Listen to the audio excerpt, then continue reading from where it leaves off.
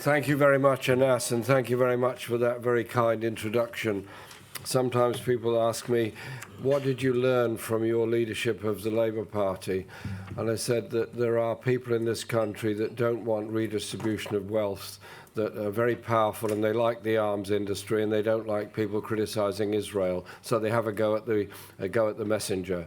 And so I'm here again, doing the same again, and it's going to be bigger, better, and even stronger this time round.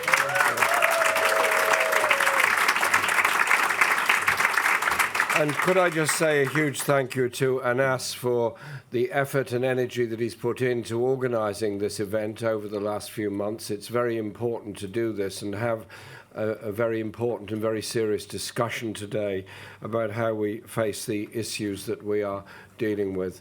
And could I also just say a very personal, huge thank you to Dr. Mustafa Barghouti for all that he does, for his incredible stamina and energy to always be able to somehow or other get in front of a camera somewhere to tell us the truth about what's going on in Palestine. I don't know how you travel around. I think there's two of you. I think there's another one somewhere else, and we've only got one of them here today, because your ability to communicate so articulately the plight of the Palestinian people has done so much to boost the Palestinian cause all over the world. The first time I met Mustafa, I was in Ramallah, and somehow or other I wasn't entirely clear where his office was. And so I started discreetly asking around, and within a few moments, a whole group of young people got together, formed a sort of honour guard, and escorted me to his presence. And it was a testament to the esteem with which he's held by people who are under occupation and up against everything, that he has that appeal amongst young people in Palestine. So Mustafa, thank you very, very much. And to me, you are the voice of Palestine. I got a message this morning from Chris Smalls, who's on the vessel that's trying to get to Gaza. So far, they're all right, so far as I know. They're very nervous, obviously, and telephone, radio, and any kind of communication is sporadic. But he said so far they're okay. So obviously we wish them well, because their bravery in trying to confront the naval blockade of Gaza in order to get food in is something that is inspirational. They know that the food they've got on the vessel is nowhere near, not even 1% of what is needed by the people of Gaza, but it's important to do these things symbolically, and I think we should send a message, and I'll send it straight away when I've finished my speech, of full support to all of them, and congratulations on what they've achieved so far, because I do think they deserve that support and that recognition. The papers in Britain today are all led by front-page stories. Front-page stories about the need for aid to get into Gaza, front-page stories about the starvation of children, and front-page stories about the plight of Palestinian people. And they are well-written, they're dramatic, they're real, they're true, and they show just what the level of horror and desperation actually is for the Palestinian people in Gaza and in the West Bank. And then the Knesset's decision, 3 days ago, that they will formally annex the West Bank and the Jordan Valley, as well as what they've already done in Gaza, shows that we are in a position now where, as far as Israel's right-wing politicians and Netanyahu are concerned, Palestine is no more. It is now part of Israel. That is what the fact on the ground they're trying to create. And I just read a message this morning from a US retired Green Beret, Anthony Aguila, who's clearly a very experienced American military operator who has no doubt been involved in many of the pretty awful and brutal wars that the US has been involved with. And he says, and I quote, "In my entire career, I've never witnessed the level of brutality and of indiscriminate force against an unarmed, starving civilian population anywhere in the world." That's quite something coming from a US senior military. They've never seen this level of gratuitous violence against an entirely innocent civilian population. And I have to say, I'm sure I'm not the only person in this room, that when I turn on to the various international channels at night, Al Jazeera, France 24, and so on, I just find it harder and harder to watch the plight of one-year-old babies with their mothers holding them, can't feed them, can't do anything for them. The desperation of being a parent who cannot feed your child and watch the child die in front of you will never, ever leave them. And that image should never, ever leave all of us, because that is the reality of what occupation is about for the Palestinian people. And you have to ask yourself some quite tough questions. How is it ever got to this state, with the rest of the world just being spectators in so much of what's happened and gone on in Palestine? And that is something I think we have to address in our conference here today. I think we should also say a big thank you to the government and the people of South Africa for what they have done, because I'm looking around this room and I can see many people that I've known since the anti-apartheid campaigns of 30 years ago and more. We obviously campaigned to end apartheid because it was evil, brutal, immoral, wrong, whatever you want to say bad about it was true. The people of South Africa threw off the yoke of apartheid. Obviously, there was international support and solidarity, but crucially, it was the activities of people in Soweto and the other townships that threw it off. But when South Africa then took the decision, following the words of Mandela, that they would go to the International Court, to the ICJ, to take the case of genocide against Israel. I remember in the British Parliament, various ministers said, it's not necessary, it's not appropriate, you should never use the words of genocide where Israel is concerned because it is offensive towards them. Sorry guys, let's call it what it is. It is an act of genocide against the Palestinian people. The indiscriminate and continuous killing of Palestinian people. Why? Because they're Palestinian people who are resisting occupation. And we have to just be prepared to use the language that is there. And so I hope, and I'll come back to this when I finish, that we can also agree that going forward, we need to do all the acts of solidarity, of course, and we're going to be doing that. But it's also about understanding the history of Palestine and understanding the culture, the poetry, the music, the hope, the lives of Palestinian people, because there's a systematic attempt to just obliterate the Palestinian people as a people. And that is what is going on before our very, very eyes. And so all those that have come on the demonstrations, it's been like a big history lesson for them. I think many of those people didn't really know very much about the history of Palestine before they started attending demonstrations. They came out of a moral imperative that they were shocked at what was happening and they wanted to do something about it. And in this country alone, I would say there's, and Ben Jamal is here, and Lindsay and others, and I'm sure they can confirm the figures, but I would say there are between 1.5 and 2 million people that have done something about Palestine over the past few months, either attending demonstrations, signing petitions, writing to MPs, going on local demonstrations, taking direct action. There's a whole lot of things. They are a group of people that have educated themselves about it. But we do need to understand that this goes back to the breakup of the Ottoman Empire.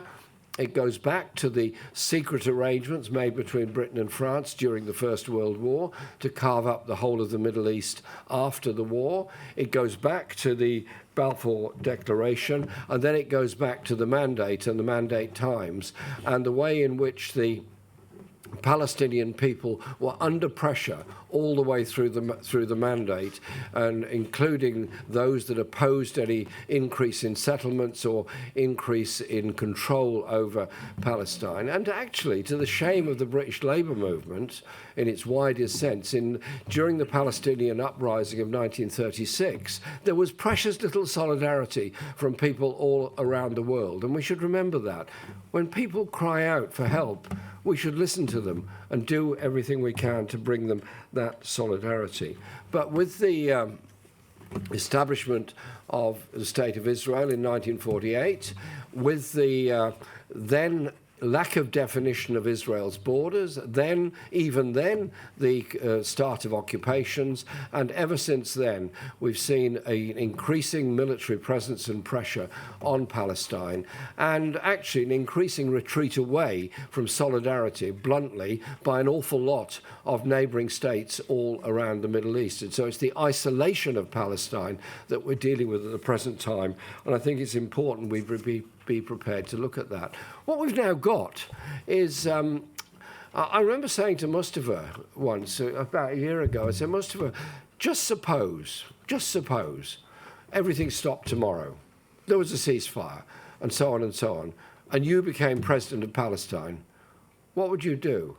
And you looked at me and you said, Jeremy, I would probably have control of my own office, and that's about it. Because you wouldn't control security, you wouldn't control the borders, you would have a military occupation on your hands, and you would have very little force in which to deal with it. That is the reality of what has happened to Palestine at the moment. And so the arguments for recognition are very, very important. The majority of countries around the world actually do recognise Palestine. It's not seen as particularly controversial at all. Mexico, for example, recognized Palestine decades ago, as did many, many others. It's somehow or other, it's a problem for European countries. And when we voted on a non-binding House of Commons motion, more than 10 years ago, to recognize Palestine, it still hasn't happened. And every single foreign secretary that's been in office ever since then and before that, I raise the question, as does Richard Bergen and Andrew Slaughter, lots of people raise the question, and they say, well, yes, we understand the case for the recognition of Palestine, but not yet. When is the time to recognize Palestine? And so the decision of France to recognize was, of course, welcome, but why September? What's the significance of September? Why not now? Why don't all those countries that yesterday signed to say they think the occupation should end recognise now? Because that would mean they would then be recognising Palestine and therefore not recognising the occupation of both Gaza and of the West Bank.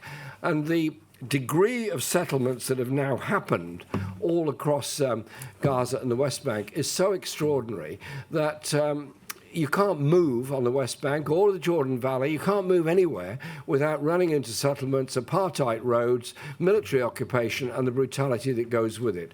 And just at one level, last week I was on a Zoom call with people near Jericho who just showed film of the IDF building a road straight through Palestinian villages, essentially saying this village will no longer exist. We're going to take it over and put yet another settlement there.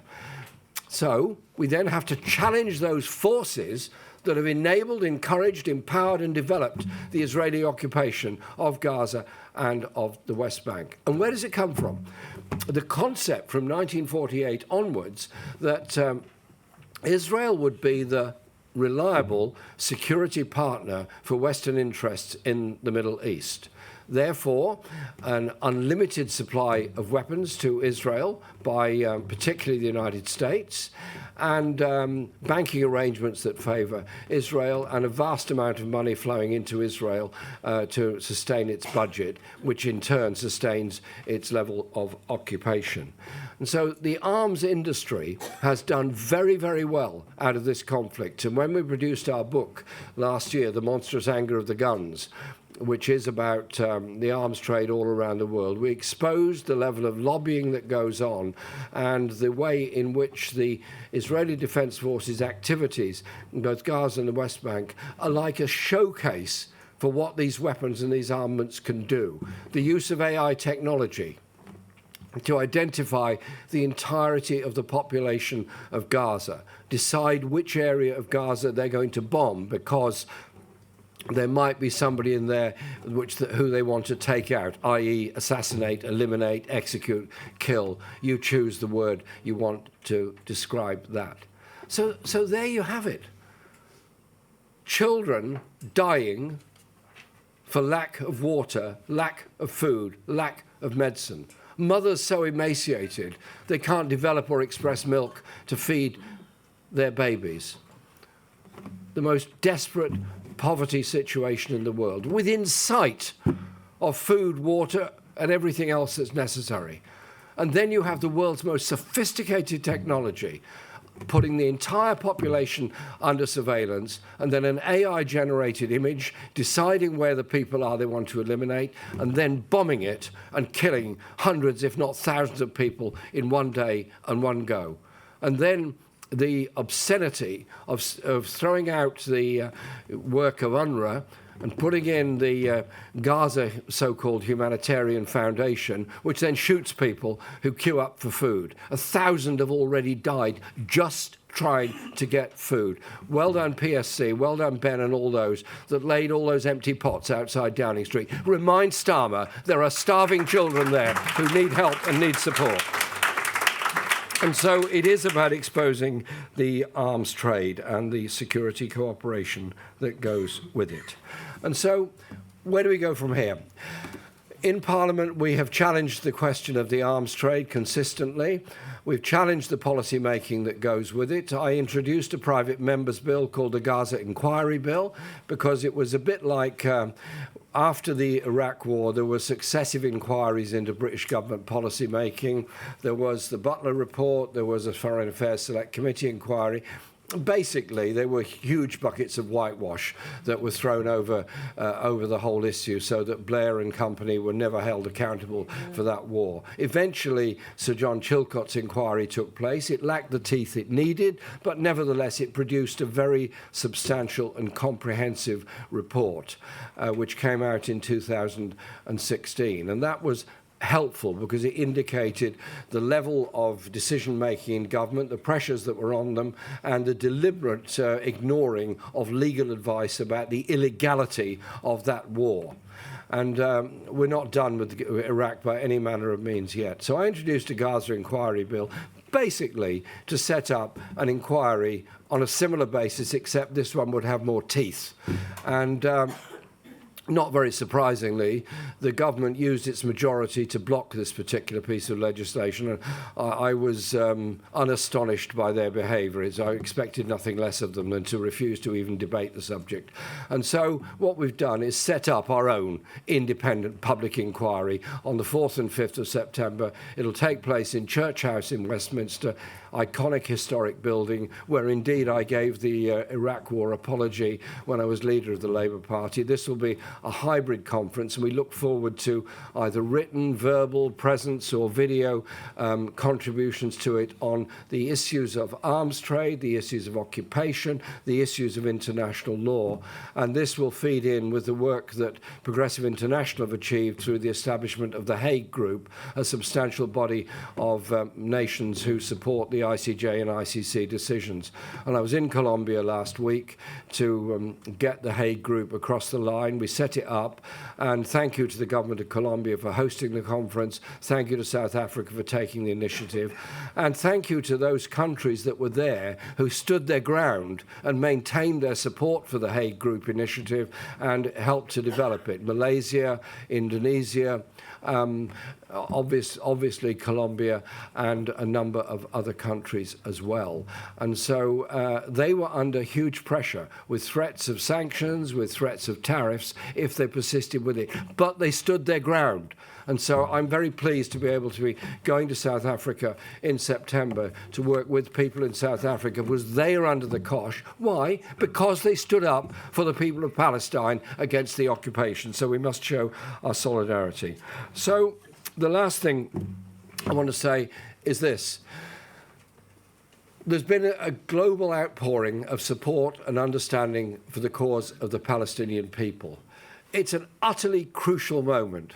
Israel has announced its permanent control, or tried to, of Gaza and the West Bank. The people of Gaza and the people of the West Bank have refused to leave, refused to go into Egypt, refused to go anywhere else, despite all the efforts being put and pressure being put on them to do that. They've just said, we're not going, we're staying, we're fighting back, we're going to be here.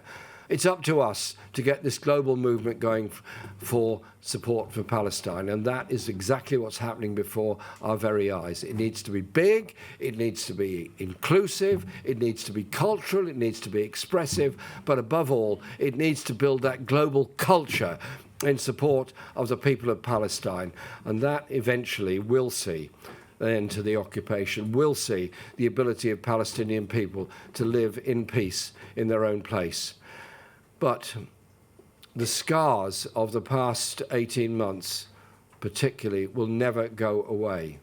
The survivor's guilt of those that have lost the entirety of their family of this will never go away. The mental health scars will never go away. So it's our job to embrace the Palestinian people, show our support for the Palestinian people, and challenge those people that have lied, have deceived, have made so much money out of the occupation. All those arms manufacturers that are busy rubbing their hands with the amount of money they've made out of it and closed down their operations in delivering weapons to Israel, which have been used to commit acts of genocide against the Palestinian people. It's our job to do everything we can, in whatever situation we are, to support the Palestinian people, end the occupation, and bring about a full recognition of a peaceful people who want to live in this world, victims of military action, victims of colonialism, victims of empire, but nevertheless steadfast and still there. Thank you very much.